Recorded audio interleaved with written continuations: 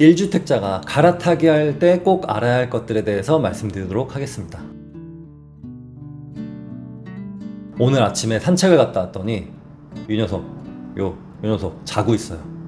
팔자 좋죠? 근데 강아지들도 나름대로의 고충이 있겠죠? 네, 본론으로 가서 갈아타기 할 때 주의해야 될 점 첫 번째, 업그레이드 하면 안 됩니다. 대표적인 업그레이드는 뭐냐면 같은 단지에서 평수를 옮긴다. 그러니까 뭐 늘려서 가는 거죠. 이건 실거주 만족도에서는 괜찮지만 투자로서는 매력적이지 않습니다. 59제곱미터에서 84로 옮긴다? 투자로서는 별로예요. 양도세, 취득세, 복비만 나가요. 59나 84나 시세의 흐름은 비슷하거든요. 나는 여기에서 꼭 살아야만 하는데 도저히 좁아서 못 살겠다, 이런 사연이 있는 경우에만 단지 내에서 갈아타는 게 좋습니다. 또 다른 업그레이드, 급지가 비슷하거나 약간 높은 곳으로 갈아탄다. 약간 높은 곳으로 갈아타는 것도 잘하는 거 아닌가요? 라고 생각할 수 있죠. 예를 들어 볼게요. 왕십리에서 마포로 갈아타는 거 잘하는 걸까요? 만약에 왕십리 구축의 세대수 적은 아파트에서 마포 신축 대단지로 갈아타는 건 찬성. 하지만 비슷한 연식의 비슷한 세대수인데 갈아타기 하는 건 반대. 예를 들어 볼게요. 왕십리 센트라스에서 마포 레미안 푸르지오로 갈아타는 건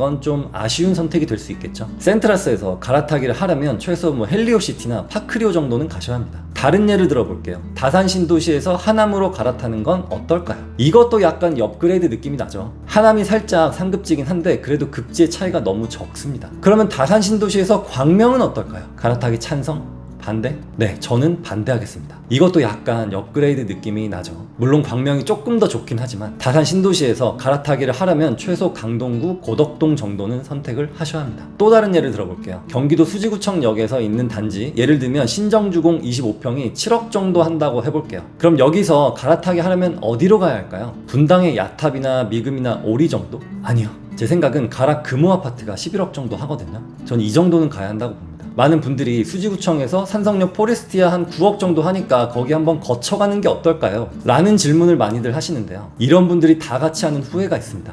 그냥 한 번에 갈걸. 경험 있으신 분들 공감하시죠? 하지만 너무 무리하는 건 안 되겠죠? 내가 7억짜리 살고 있는데 20억짜리로 간다? 뭐 현금이 많으면 뭐 상관없지만 그게 아니라 단계 올라가려고 하는데 너무 높은 걸 보면은 위험하겠죠. 제 기준에는 현재 시세 대비 1.4배, 1.5배 정도 가는 게 괜찮다고 봅니다. 10억짜리 집에 살고 있다면 14, 5억 정도, 5억짜리 집에 살고 있다면 한 8억 정도, 이 정도는 가야 갈아타기의 의미가 있다고 봐요. 두 번째, 원래는 갈아타기 할 때는 내 집 먼저 팔고 후보로 받았던 그 집을 나중에 매수하는 게 맞습니다. 하지만 내 집을 내놓은 상태인데 갈아탈 집을 보고 있는데 너무 좋은 매물을 발견했을 때 이 물건은 진짜 놓치기 너무 아깝다, 최근 실거래가보다 몇천 낮고 수리도 잘 되어 있고 이거는 진짜 금매다 라는 생각이 들었을 때, 그럴 때는 일단 가계약금을 걸고 잔금을 길게 가져가는 겁니다. 6개월 이렇게 잡는 거예요. 그 6개월 안에 내 집을 팔면 되겠죠. 사실은 내 집 매도가 무조건 1순위고 그 다음 매수 계약인데 너무 좋은 매물을 발견했을 때 그때 해당되는 얘기입니다. 세 번째, 가려는 것과 현재 내 집이 과거에는 3억 정도 차이가 났는데 현재도 3억 차이다?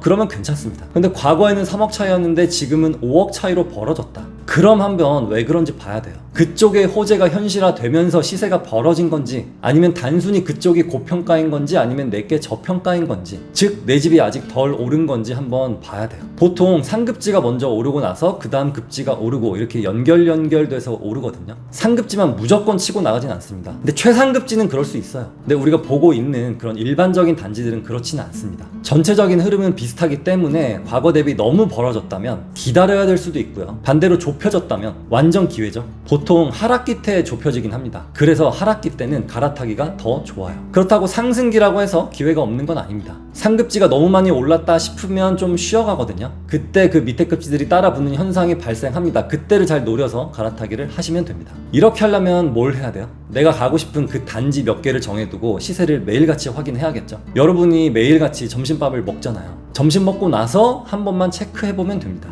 많이 볼 필요도 없어요. 하루에 한 번만 보면 됩니다. 그런데 이 한 번을 까먹고 안 하시는 분들이 90% 이상이라는 거, 그런 의미에서 여러분은 이미 10% 안에 든 겁니다. 제가 긴 인생을 산 건 아니지만 그래도 좀 느낀 건, 별거 아닌 것 같은 사소한 습관들이 모이다 보면 그게 나중에는 굉장히 크게 돌아온다는 걸 알았습니다. 이걸 복리의 법칙이라고 하죠. 이자에만 복리가 있는 게 아니라 우리의 삶 속에 스며든 그 사소한 습관들과 루틴이 진정한 복리의 법칙이 아닌가 싶습니다. 오늘도 여러분들의 멋진 경제적 자유를 응원합니다. 감사합니다.